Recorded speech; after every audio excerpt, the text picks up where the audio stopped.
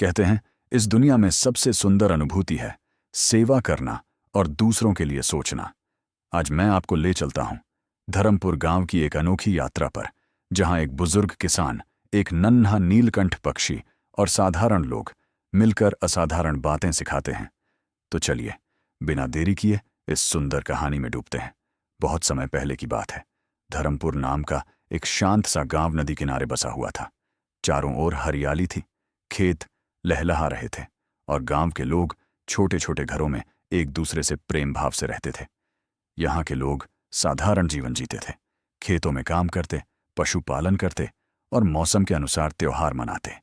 जीवन आसान नहीं था, लेकिन हर चेहरे पर संतोष की एक चमक थी। धर्मपुर की खासियत थी उसका अपनापन। गांव के एक छोर पर रहते थे हरिदेव बाबा, झुकी हुई पीठ, झुर्रियों से भरा चेहरा, लेकिन आंखों में एक अटूट विश्वास की चमक। उनका जीवन भी उतना ही साधारण था जितना गांव का, लेकिन उनकी आत्मा बेहद विशाल थी। हरिदेव बाबा ने अपना पूरा जीवन धरती माँ की सेवा में बिता दिया था। वह दिन भर खेत में काम करते और जो भी थोड़ा बहुत अन्न उपजता उसमें से पहले गरीबों और भूखों का हिस्सा अलग रखते। गांव के पास एक घना जंगल था जिसे लोग श्रद्धा से वन देवी का वास कहते थे।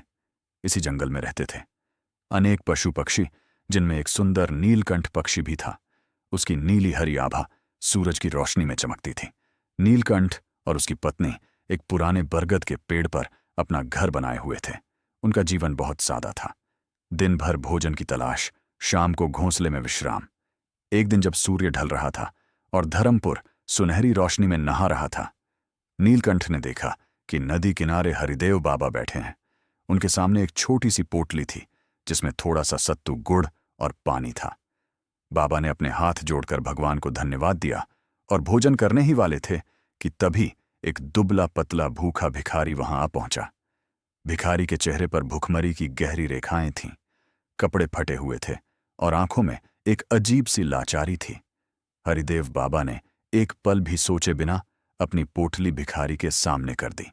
भिखारी ने कांपते हाथों से वह भोजन लिया और श्रद्धा भरी आंखों से बाबा को निहारते हुए वहां से चला गया। बाबा खुद भूखे रह गए, लेकिन उनके चेहरे पर एक अद्भुत संतोष था। नीलकंठ यह सब देख रहा था। उसे यह दृश्य भीतर तक छू गया। उस रात जब वह अपने घोंसले में लौटा, उसने अपनी पत्नी से कहा, हम इंसानों की तरह सोच तो नहीं सकते, लेकिन सेवा का भाव तो समझ सकते हैं। हमें भी कुछ अच्छा करना चाहिए। उसकी पत्नी ने सहमति में सिर हिलाया। अगले दिन से नीलकंठ ने खेतों में जाकर किसानों की मदद करना शुरू कर दिया। वह उन फसलों के पास मंडराता जहां कीड़े मकोड़े लगते और उन्हें अपने भोजन के रूप में समाप्त कर देता। धीरे धीरे किसान उसकी उपयोगिता समझने लगे। वह अब केवल एक पक्षी नहीं था, वह धर्मपुर का रक्षक बन गया था। बच्चे उसे दाना डालते, महिलाएं उसके लिए आंगन में पानी रखतीं और पुरुष उसे आदर से निहारते समय बीतता गया। धर्मपुर में सुख शांति बनी रही, लेकिन प्रकृति चुपचाप कुछ और ही योजना बना रही थी। एक साल बारिश ने गांव से मुंह मोड़ लिया। नदियां सूखने लगीं, तालाबों की तलहटी दिखने लगी और खेतों में दरारें पड़ गईं।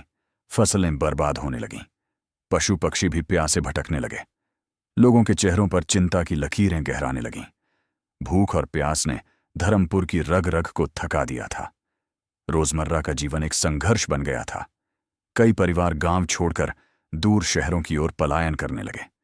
लेकिन हरिदेव बाबा ने गांव वालों को एकत्र किया और कहा, यह समय हार मानने का नहीं है। यह धरती हमारी माँ है। माँ कभी अपने बच्चों को बेसहारा नहीं छोड़ती।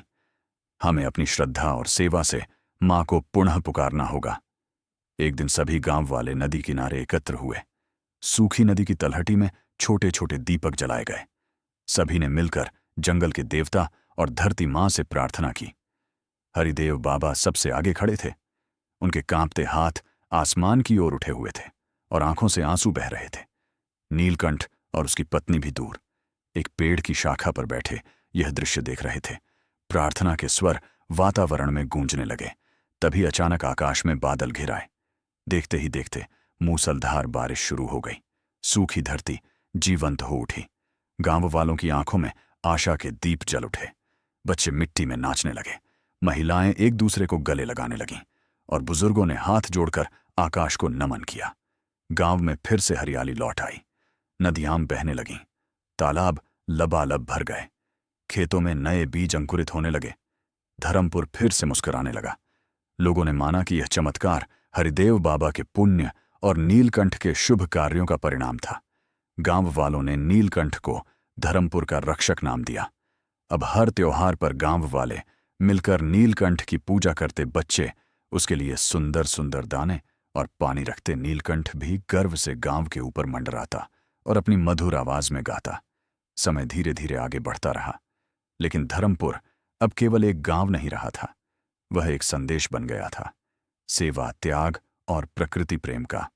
दूर दूर से लोग यहां आने लगे, धरती मां से जुड़ने और सेवा के महत्व को समझने के लिए। हर आने वाला व्यक्ति कुछ न कुछ सीख कर लौटता। कोई धैर्य सीखता, कोई प्रेम और कोई विनम्रता। नीलकंठ और उसकी पत्नी ने मिलकर दिखा दिया कि छोटा सा भी जीवन बड़ा बदलाव ला सकता है, अगर नीयत शुद्ध हो और मन सेवा भाव से भरा हो। हरिदेव बाबा ने सिखाया कि सच्चा धर्म दूसरों के लिए जीने में है, न कि केवल अपने लिए। धर्मपुर की कहानी आज भी हवा में गूंजती है। अगर आप कभी वहां से गुजरें तो हो सकता है कि आपको एक सुंदर नीला पक्षी आसमान में उड़ता दिखे, जैसे आपको याद दिला रहा हो कि सेवा और प्रेम से बढ़कर कोई साधना नहीं है। तो दोस्तों, इस कहानी से हमें यह सीखने को मिलता है कि चाहे हम कितने भी छोटे क्यों ना हों, अगर हमारे कर्म अच्छे और निस्वार्थ हैं तो हम दुनिया को बदल सकते हैं। बस हमें सेवा भाव, धैर्य और सच्ची श्रद्धा के साथ अपने कर्म करते रहना चाहिए। जब हमारा मन निर्मल होता है तो सारा ब्रह्मांड भी हमारे साथ हो जाता है। आपका साथ और प्रेम हमें ऐसी और भी प्रेरणादायक कहानियां लाने के लिए प्रेरित करता है। फिर मिलेंगे एक नई यात्रा पर। धन्यवाद। अगर ये कहानी आपके दिल को छू गई हो तो वीडियो को लाइक करें, चैनल सब्सक्राइब करें और अपनी राय कमेंट में जरूर बताएं। फिर मिलेंगे एक नई प्रेरणा के साथ। धन्यवाद।